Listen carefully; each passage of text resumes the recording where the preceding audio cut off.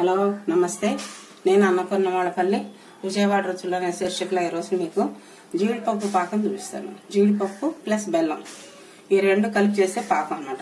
మనం జనరల్ గా ఏ sweet shop కైనా వెళ్ళండి, మీరు ఎదురుకుండా ఒక ఇంత పెద్ద ముద్దలాగా జీడిపప్పు పాకం పెట్టి మనల్ని అట్రాక్ట్ చేస్తుంటుంది అనమాట.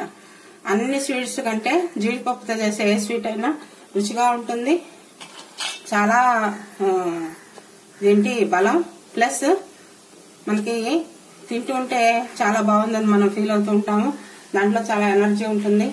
ప్లస్ ఫ్యాట్ కూడా కొంచెం ఎక్కువ తినకూడదు, లిమిటెడ్ గా తినండి. కానీ ఈ జీడిపప్పు పాకం అనేది సామాన్యంగా అన్ని స్వీట్లు కొనుక్కున్నట్టుగా కొనుక్కోవడానికి బడ్జెట్ లో అది ఉండదు. అంత దూరం వెళ్ళి ఎంత పాకం అంటే 1 కిలో 900 అంటాడు. అంత హై బడ్జెట్ లో మనము కొనలేక దాన్ని వీలైన మటుకు కొనుక్కోవాలని అనుకుంటాం, కానీ కొనుక్కోకుండా వెనక్కి వచ్చేస్తూ ఉంటాం అనమాట. అలా మనం ఇంట్లోనే కనుక చేసుకున్నాం అనుకోండి, వాడు వేసే బెల్లం రేట్ కూడా కలిపి వాడు కిలోకి వేసేస్తాడు. మనం బెల్లము పప్పులు ఇద్దరు రెండు కలిపి ఇంట్లో తెచ్చుకొని చేసుకుంటే మనకి వాడు చేసే దాంట్లో 50% రేట్లోనే మనము చక్కగా కమ్మగా రుచిగా ఉండేటువంటి జీడిపప్పు పాకాన్ని తయారు చేసుకొని తినొచ్చు. ఈ జీడిపప్పు పాకు అనేది ఒక రాయల్ స్వీట్ లాంటిది అనమాట. అది తింటే ఎంతో బాగుంటుంది. బలం, పిల్లలకి రోజు 2 చిన్న ముక్కలు పెట్టినా కూడా తిని, బెల్లానికి బెల్లము జీడిపప్పు రెండు బలమైనటువంటి పదార్థాలే బాగుంటాయి. చేసుకోవడం కూడా చాలా సింపుల్ అయిపోతుంది. అంచేత మీరు ఇది తయారు చేసుకొని ఆస్వాదిస్తారని మీకు ఇది చూపిస్తున్నాను. చూడండి, ముందుగా బాండీలో కొంచెం వాటర్ బాయిల్ అయిన తర్వాత ఒక 1/2 గ్లాస్ వాటర్ తీసుకోండి. అది బాయిల్ అయిన తర్వాత దాంట్లోకి మనం ఈ 1/2 కేజీ బెల్లం వేసుకున్నాం. నేను 1/2 కేజీ బెల్లం రెండు సరికి సమానం అనమాట. బెల్లం ఎంత తీసుకుంటారో మీరు జీడిపప్పు కూడా అంతే తీసుకోవాలి. 1/2 కేజీ బెల్లం అనుకోండి, 1/2 కేజీ జీడిపప్పు, లేదు 1/2 కేజీ బెల్లం అయితే 1/2 కేజీ జీడిపప్పు.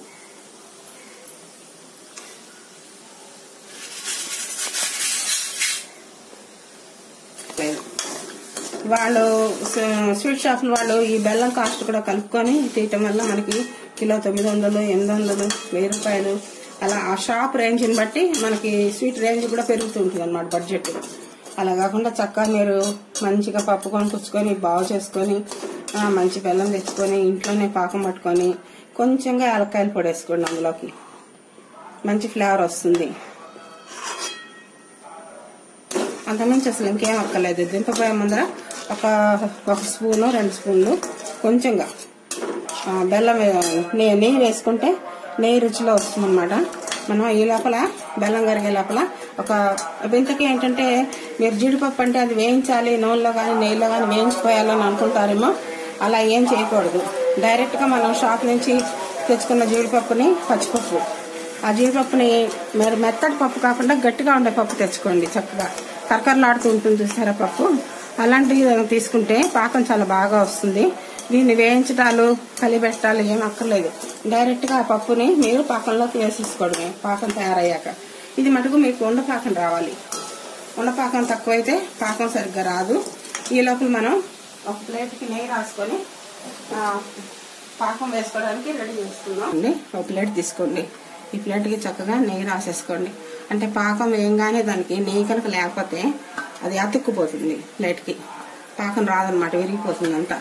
అందుకని అలా రెడీగా పెట్టుకున్నాం అనుకోండి, హడావిడి లేకుండా చక్కగా దాంట్లోకి మనం పాకాన్ని కుమ్మరించేసుకోవచ్చు. పాకం రెడీ అయ్యింది, నొరకొస్తాం చూసారు కదా, బుడగలు వచ్చేస్తున్నాయి. పాకం ఉడుకుతూ ఉంటేనే అలాగా మనకు తెలిసిపోతుంది అనమాట. ఏ లెవెల్లో ఉంది పాకం అనేది మనం వెంటనే అర్థం చేసుకోవచ్చు, ప్రాక్టీస్ కనుక ఉంటే. దాన్ని మనం చిన్న నీళ్ళ కప్పులో కనుక వేసుకొని కనుక చూసుకుంటే ఆ పాకాన్ని ఇదిగోండి ఇట్లా ఉండొస్తుంది అనమాట. ఈ ఉండపాకం ఇది మరీ లేత ఉండపాకం కాదు, ముదురు ఉండపాకం కాదు, మీడియం అనమాట. ముదురు ఉండపాకం అయితే అరిసెలకు తీసుకుంటారు. లేత ఉండపాకం అయితే మన లడ్డు లాంటి స్వీట్స్ కి వాడుకుంటాము.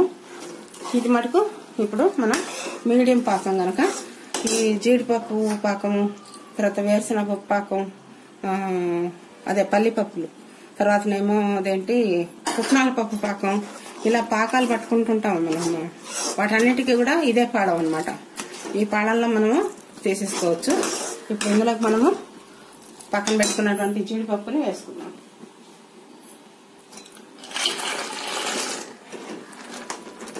చూసారా, జీడిపప్పు పాకంలో కలిసిపోయింది. దీనికి వేరే కలర్ అక్కర్లేదు, న్యాచురల్ గా బెల్లంతో ఉన్న కలర్ మనకి సరిపోతుంది.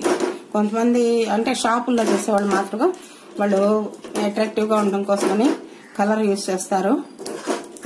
లెమన్ ఎల్లో కానీ లైట్ ఆరెంజ్ కానీ ఏదైనా కలర్ వేసుకుంటారు, డార్క్ ఎల్లో కానీ వేసుకుంటారు. మనకి అది అక్కర్లేదు.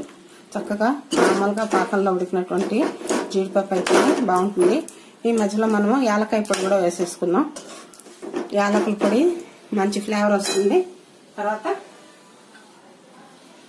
అలాగే మంచి రుచి రావడానికి కొంచెంగా ఒక 1 స్పూన్ నెయ్యి వేసుకోండి.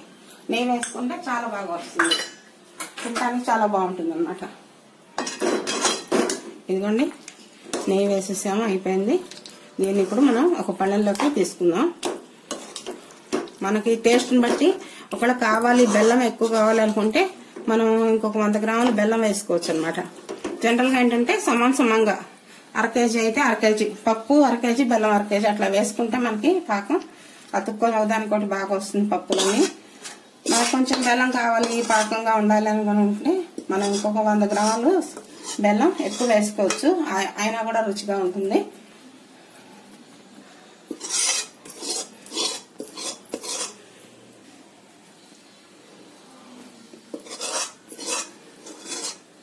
చూడండి చక్కగా షాప్లో తయారైనటువంటి జీడిపప్పు పాకం మనం ఇంట్లోనే చేసుకుంటే ఎంతో ఖర్చు కలిసి వస్తుంది, రుచిగా ఉంటుంది. తర్వాత ప్యూర్గా ఉంటుంది, ప్యూరిటీ ఉంటుంది. జీడిపప్పు పాకం రెడీ అయిపోయింది. ఇదిగోండి, ఇది కొంచెంగా చల్లారిన తర్వాత మనం దీన్ని ముక్కలుగా చేసుకొని చక్కగా డబ్బాలో పెట్టుకుంటే మనం కానీ పిల్లలు కానీ ఎవరైనా తినాలనిపించినప్పుడు చిన్న మొక్క తుంపి వాళ్ళకి చేతిలో పెడుతుంటే జీడిపప్పు పాకం అనేది ఒక గొప్ప డిష్ అన్నమాట. చాలా బాగుంది. జీడిపప్పు చేసే కూరలు కానీ స్వీట్స్ కానీ ఏవైనా కానీ చాలా బాగుంటాయి. అలాంటి రుచి మీరు ఆస్వాదిస్తారని అనుకుంటున్నాను. మరి నేను ఉంటాను.